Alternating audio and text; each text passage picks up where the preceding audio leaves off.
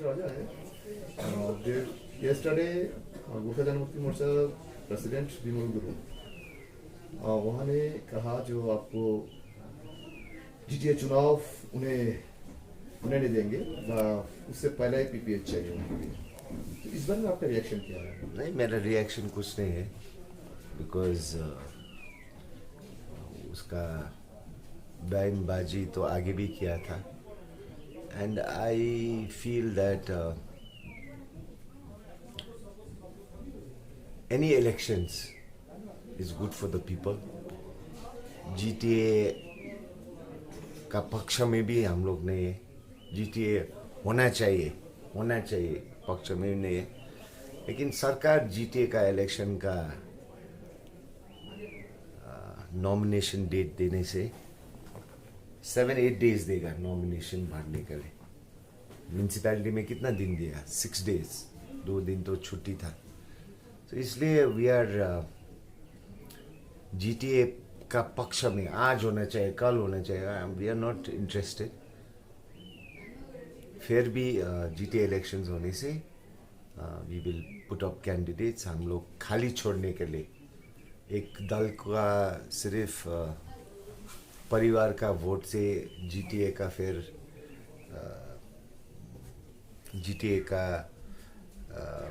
फिर गवर्नेंस में आने से that is not good. So GTA का पक्ष में भी नहीं, लेकिन if government does the GTA election we will fight the GTA election. और अरूले के भन्छ होइन, दूसरा आदमी क्या बोलेगा उसमें हम नहीं जाएगा, क्योंकि आगे भी 2010 का क्या बात हुआ था, क्या करेगा वो करेगा। I do not believe in all of that. पहाडको भ्रमणमा है सिएमले जुन जिटिएको चुनावको है एउटा सङ्केत दिइरहेको छ भने एकतर्फ फेरि यो पिपिएसलाई लिएर है 2 तारिकको दिन यो सेमिनार पनि राखिरहेछ। तपाईँहरूको पार्टीलाई पनि यो निमन्त्रणा आएको छ भन्ने छ, तपाईँहरूको पार्टीबाट यसलाई कस्तो प्रकारले हेर्नुहुन्छ? होइन, हामीले उहाँहरूको यो एक्सर्साइजको लागि घरमै आएको थियो, दिपेन भाइहरू आएको थियो, दिपेन माले, दिपेन अर्को भाइहरू आएको थियो। हामीले वेलकम गर्छ अनि यसमा हामी जान्छौँ अनि सुन्छौँ, बोल्नु भन्दाखेरि पनि हामी सुन्छौँ। तर म यो भनेको होइन, हेर्नुहोस् है, यो जेसुकै होस्, म्युनिसिपालिटी होस्, आज पञ्चायतको इलेक्सन भएको छैन, हाम्रो मान्छेहरू पञ्चायतको वञ्चित भइरहेछ। अब कुनै दल होइन जुन चाहिँले चाहिँ 5 साल GTA चलायो अनि जुन चाहिँ प्रकारको उहाँहरूले यो असक्षम भन्ने कुरा गर्यो, चलाउनु नजानेको जस्तो पनि लाग्छ होइन। माने सिन्सियरली गरिबको लागि काम भएको छैन जस्तो पनि लाग्छ। अनि मलाई चाहिँ के लाग्छ भन्दाखेरि यो स्टन्ट्सहरू होइन, यो जनतालाई भ्रम, जनतालाई डर। अनि म सरकारसँग निवेदन गर्छु होइन, जसले चाहिँ अशान्ति फेरि फैलाउनु खोज्छ, जसले चाहिँ पहाडलाई फेरि एउटा दिग्भ्रमित जग्गामा पुर्याउनु खोज्छ, त्यसको लागि चाहिँ कडाभन्दा कडा ल एन्ड अर्डर चाहिँ अगाडि नै पहिला नै निप एट द बड गर्नु पर्यो होइन। किनभने 35 साल होइन यस्तै बगम फुसे कुराहरूमा हाम्रो व्यक्तिहरू, हाम्रो जातिको समय नष्ट गरे, उमेर गयो। 2017मा आजसम्म जेलबन्दी धेरै छ भित्र। उनीहरूको परिवारले के भुल गर्यो? नेतृत्वको भुल हो। आजको दिनमा फेरि यो गर्छु त्यो गर्छु भन्दाखेरि जनताले ज्यादा सिरियस लानु हुँदैन। हामीलाई क्याप्टनलाई हरायो भन्छ, ठिकै हो, क्याप्टन हार्यो 5 सिटले हार्यो, तर क्याप्टन चाहिँ भागेन क्या, डराएन क्या होइन। जेल बस्नु डराउनु हुँदैन क्या, काम बिगार्नु हुँदैन, जेल बस्नु डराउनु हुँदैन। सो यो खाले बगम फुसे यो गर्छु त्यो गर्छु यो गर्छु, सरकारले ल एन्ड अर्डर मेन्टेन गर्ने उहाँको द्वैता हो। GTA को पक्षमा छैनौँ, तर सरकारले GTA इलेक्सनको नोमिनेसन गरे भने हामी 45 सिट दिएर हामी GTA लड्नेछौँ बोर्ड बनाउने सक्षम हुन्छौँ हामी, गुड गभर्नेन्स दिन्छौँ, पैसा चोर्दैनौँ, कन्ट्र्याक्ट कमिसन खाँदैनौँ, 5% 7% खाँदैनौँ, खरसाङ जस्तो जग्गामा 100 करोडको पार्किङ बनाएर आजसम्म लथालिङ्गे बनाउँदैनौँ, मुगल गार्डन भनेर पैसा खर्च गरेर वेस्ट गर्दैनौँ गरिबको पैसा। गुड गभर्नेन्स दिने समय आएको छ, नयाँ युग गुड गभर्नेन्स दिनुपर्छ। बगमफुसे नेताहरूसँग समय नष्ट गर्यो, 15 साल 20 साल 35 साल, सबै फर्किन्छ, जनताको सबै फर्किन्छ। घर गयो भने घर बनाउनु सक्छ, पैसा नोक्सान भयो भने बनाउनु सक्छ। उमेर नष्ट गर्यो, नष्ट गर्ने नेताहरूको एकदमै जनता सतर्क हुनुपर्छ। No more fear. Mister Edward, आपने जो कहा जो आपका डेलीगेशन टीम वो सेमिनार में अटेंड करेंगे, अटेंड करेगा, आप इनवाइट किया है। गवर्नमेंट ऑफ वेस्ट बंगाल जो गाइडलाइन आप लोग के साथ जब बात करके जब आपने उस वक्त भी कहा जो आप लोग चुनाव में अटेंड करेंगे, देखिए अच्छा से घर में आके इनवाइट किया है, विद ड्यू रिस्पेक्ट आया, घर में आया, इनवाइट किया है, निमंत्रण दिया, we will go there, we will go there. लेकिन देखिए दिस इज नॉट जीटीए का पक्ष और जीटीए का अगेंस्ट, ये डिबेट नहीं है। It is government's prerogative. If they feel GTA election should not be held, it is government's prerogative. If they feel GTA election होना चाहिए, पंचायत इलेक्शन होना चाहिए, म्यूनसिपैलिटी होना चाहिए, हम कैसे सड़क में आके ये नहीं होगा वो नहीं होगा बोलेगा? सरकार करेगा, हम लोग पार्टिसिपेट करेगा। जीटीए करने से जीटीए में पार्टिसिपेट करेगा, म्यूनसिपैलिटी में। देखिए we have to give good governance to our people. ये जो गठबंधन है ना ठेकेदार और नेता का, ये सब फॉर एवर ये अंत होना चाहिए। जनता का राज आना चाहिए दार्जिलिंग में। जनता का राज दार्जिलिंग म्यूनसिपैलिटी में आया, जनता का राज अब लालकोठी में, पंचायत में, कालिम्पोङ, खरसाङ, मिरिक का म्यूनसिपैलिटी में जनता का राज आना चाहिए। और जो पार्टी असक्षम है, ये बगमफू से बात करके ये करेगा वो करेगा, दंगा करेगा, भूख हड़ताल करेगा, करने दो। लेकिन सरकार का ड्यूटी है, law and order is under the government of West Bengal. We will abide by the law and order and strict action. पुराना केस है ना बहुत, वो सब इन्वेस्टिगेट करना पड़ेगा। ये क्या हो रहा है फिर?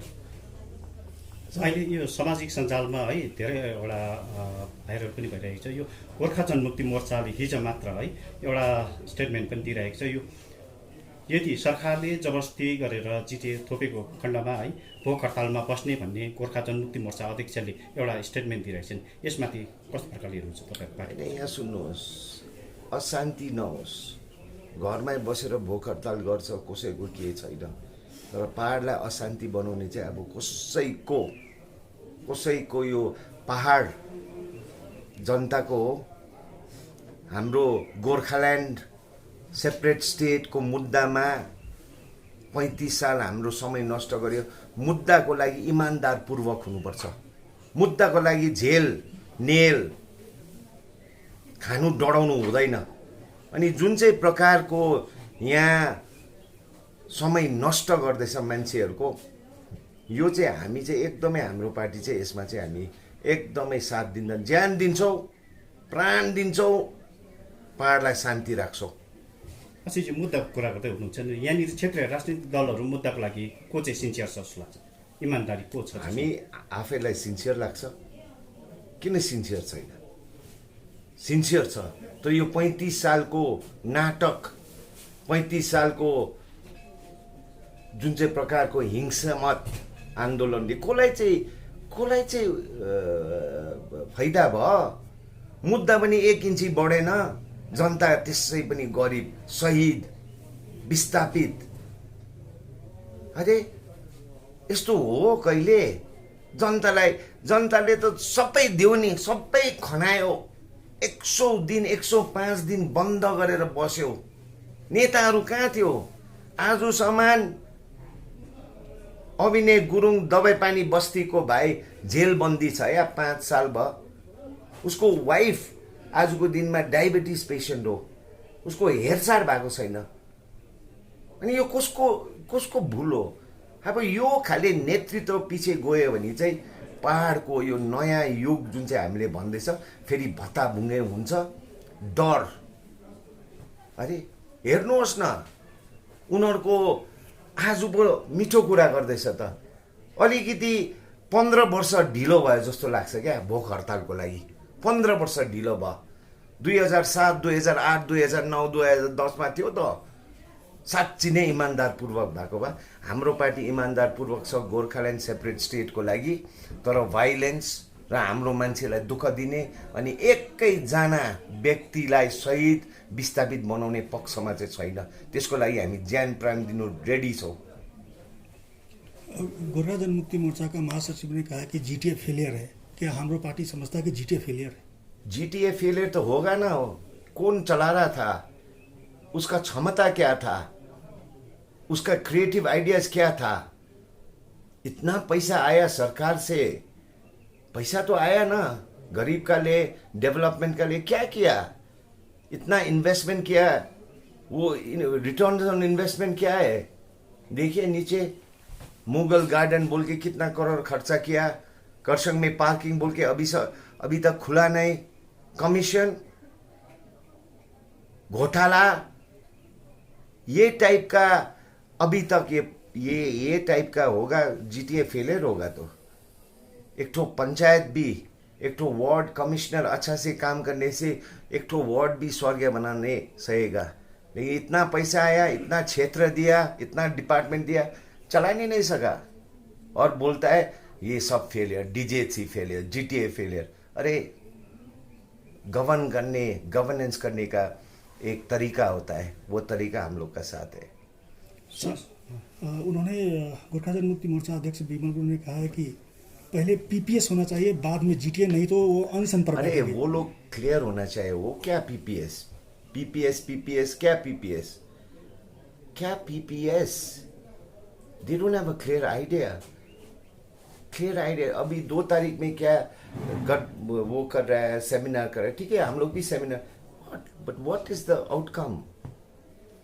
लेकिन देखिए हम क्या बोल रहे हैं, GTA is not a obstacle.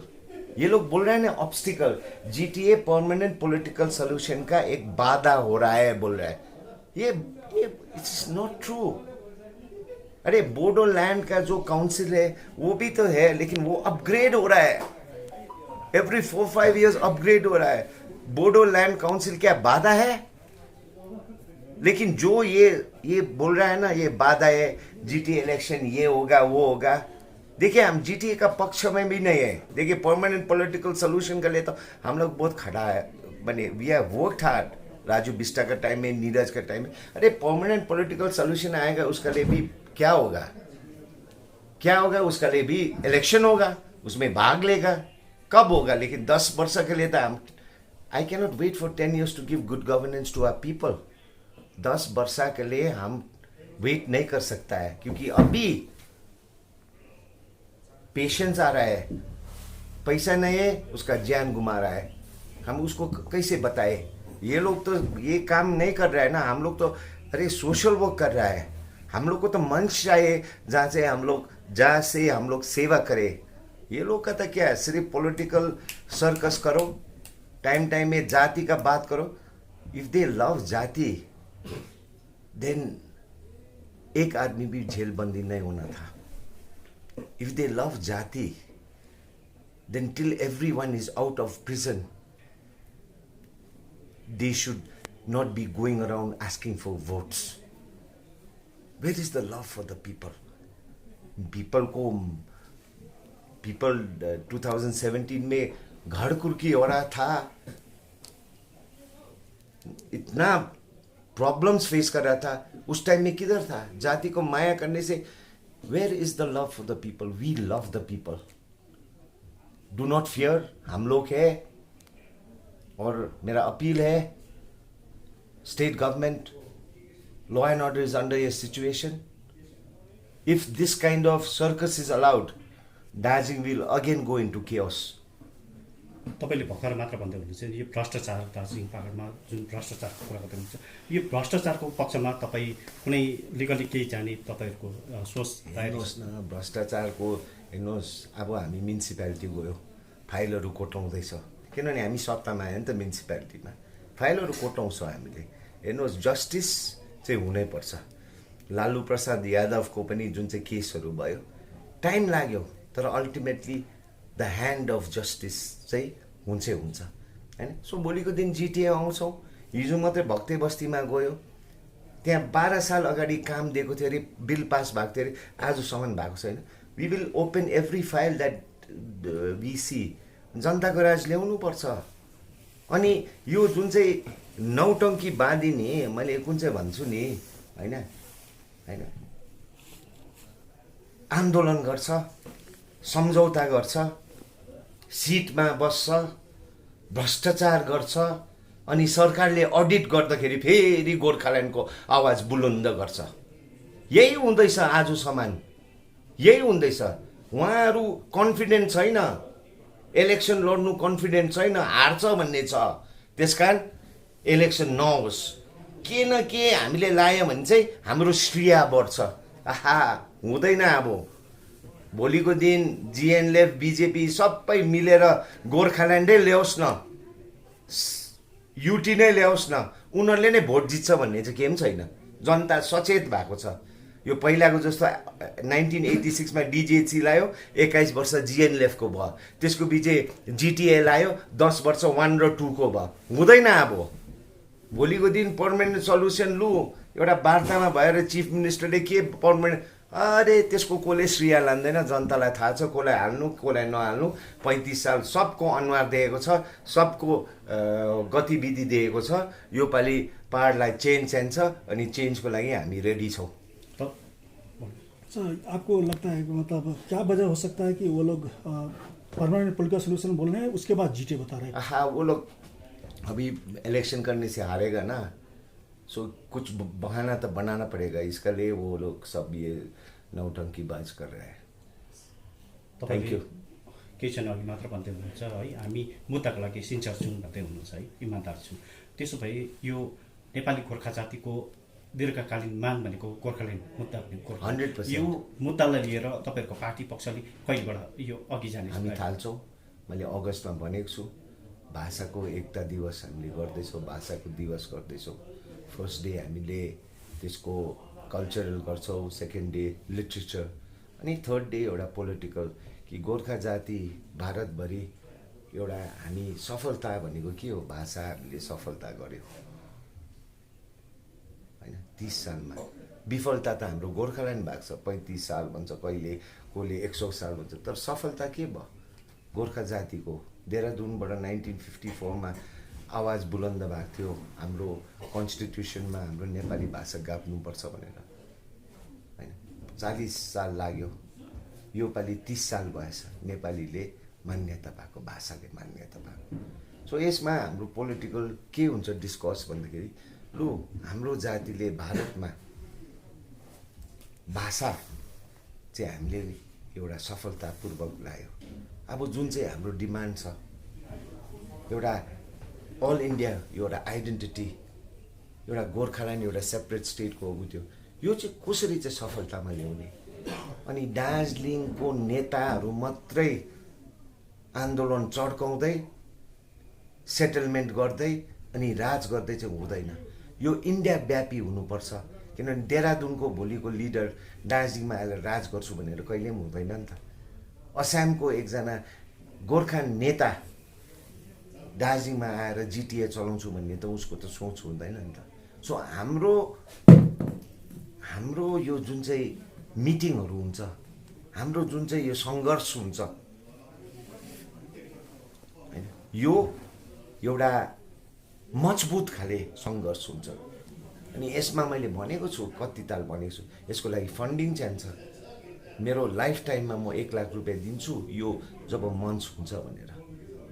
अनि अरू जो चाहिँ जातीय प्रेमी हो उनीहरूले आफ्नो तरिकामा सघाउनुपर्छ। यस्तो दिनमा पनि दिल्लीमा हाम्रो काम भइरहेको हुनुपर्छ। सेपरेट स्टेटको आन्दोलन चड्किँदा मात्रै गोर्खाल्यान्ड, अडिट आउँदा मात्रै गोर्खाल्यान्ड, अनि पैसा जातिलाई जातिको मुद्दा भन्दै सबलाई हिँडायो। अनि जातिको मुद्दा त्यो सेटलमेन्ट हुँदा जातिको लागि पैसा आउँदाखेरि चाहिँ जातिको कुरा गयो, बाहिरको 1-2 जना कन्ट्र्याक्टरहरूले करोड रुपियाँ लग्यो, अनि जाति चाहिँ लत्थालिङ्गे यो भ्रममा कहिले पनि फस्नु हुँदैन हाम्रो जनता जनार्दन है। ल धन्यवाद।